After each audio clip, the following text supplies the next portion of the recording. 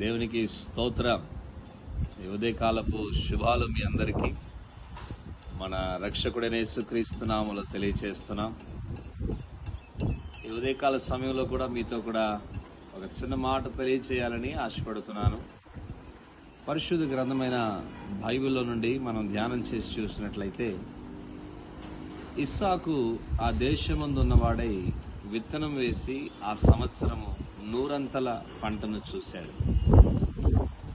ఆ వాక్యానికి కొద్దిగా ముందుకు మనం వెళ్ళి చూస్తే, పూర్తిగా ప్రతికూలమైన పరిస్థితి.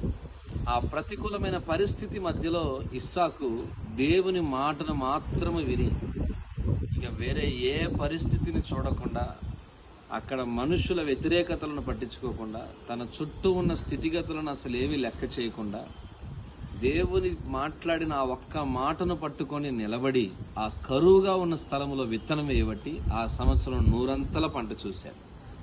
ఈ ఉదయకాలం మీరు కూడా పరిస్థితుల వైపు చూడమాకండి, మనుషుల మాటలు అస్సలు వినమాకండి, మీకేమనిపిస్తుందో అది కూడా తీసుకోమాకండి. దేవుడు మీతో ఏం మాట్లాడాడో, మీకు ఏం వాగ్దానం ఇచ్చాడో అది ఒక్కటి పట్టుకొని నిలబడండి. 100 ఫలము, ఆశీర్వాదం మీరు కూడా చూస్తారు, మహాభివృద్ధిలోకి వస్తారు. కృప మీకు తోడై ఉండును గాక. God bless you.